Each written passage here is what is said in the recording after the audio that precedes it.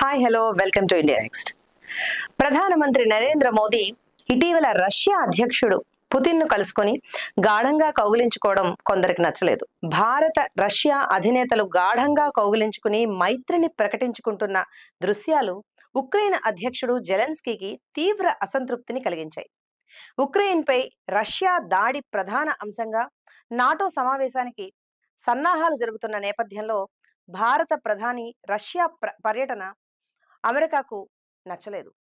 మోదీ తన పర్యటనను వాయిదా వేసుకోవాలని అమెరికా కోరినా కూడా ఆయన వినకపోవడం అమెరికాకు మరింత అసంతృప్తిని కలిగించింది.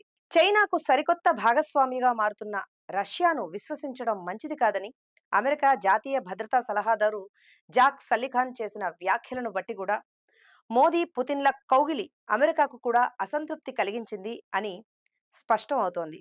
అయినా మోదీ లెక్క చేయకుండా రష్యాకు మరో శత్రుదేశమైన పోలాండ్కు కూడా వెళ్లి శాంతి ప్రయత్నాలు చేయడం వెనక ఆయన వ్యూహం ఏమిటో ఎవ్వరికీ అర్థం కావడం లేదు. సంకీర్ణ ప్రభుత్వంతో మళ్లీ అధికారంలోకి వచ్చిన నరేంద్ర మోదీకి దేశీయ సమస్యలతో పాటు అంతర్జాతీయ సవాళ్లు కూడా వచ్చి పడ్డాయి. పదవీచ్యుతురాలైన బంగ్లా ప్రధానికి ఆశ్రయం ఇవ్వడం ద్వారా ఆ దేశంతో వైరం తెచ్చుకున్నట్లయింది. యుద్ధ నేరాల కింద ఆమెను విచారించేందుకు తమ దేశం పంపాలని బంగ్లాదేశ్ ప్రభుత్వం చేస్తున్న డిమాండ్కు ఏమి చేయాలో తెలియని పరిస్థితి. ఇన్ని సవాళ్లను ఎలా ఎదుర్కొంటారు మన మోదీ అనే ప్రశ్నకు సమాధానం ఆయన గురించి తెలిసిన వారు ఎవరికైనా తెలుసా?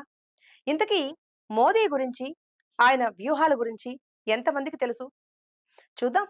అంతర్జాతీయ వ్యూహాలు మూడోసారి పాలనలో ఎంతవరకు ఫలిస్తాయో వేచి చూద్దాం.